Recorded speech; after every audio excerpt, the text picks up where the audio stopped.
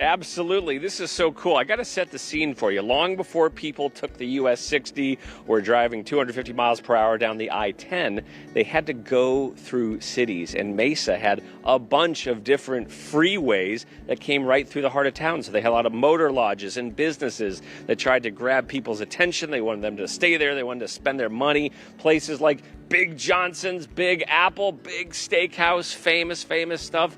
You got your Dairy Queen, Frontier Motel. A lot of these motor lodges would dot Main Street and even bleed into Tempe as it switched over to Apache heading west. And then one of these, which is right above my head, Watson Flowers. This place, since the 20s, this was not too far from my home in the Dobson Ranch. Joining me, another Mesa native, Mayor Mark Freeman. How cool is this? This has been like a big success so far. It has. This is exciting for Mesa. I think we're the first municipality with a neon garden, and check it out. And most importantly, it's real neon. It is. And what we're doing here is adaptive reuse of our neon signs that were a part of Mesa like you grew up with.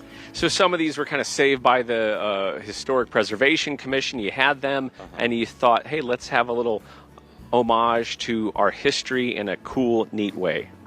Well, we did, and thank you to our Mesa Preservation Board and reaching out and conserving. When these businesses were being torn down, they went and talked to the owners, parcel owners, and got these signs. So Mesa has several of these more to do. So we're excited about Ford, Bill Johnson's.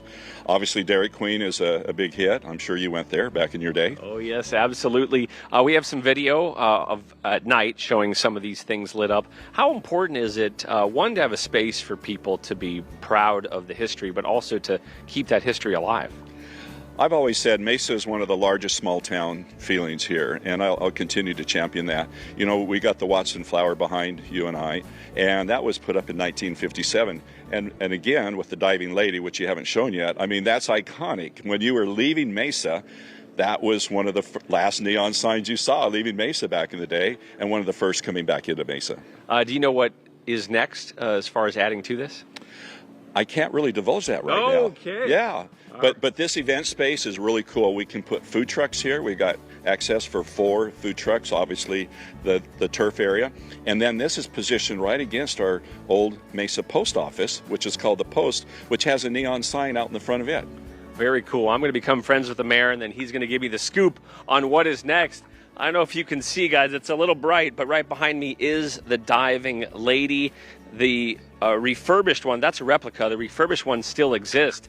And an interesting side weather note, a lot of these signs were damaged in monsoon thunderstorms. So a lot of them, they just couldn't hack our storms, and that's how they came down. But they have a new life right here in Mesa, hanging out at the Neon Garden. What a fantastic idea. Love all that stuff. I got to come down there. It must be look really cool at night.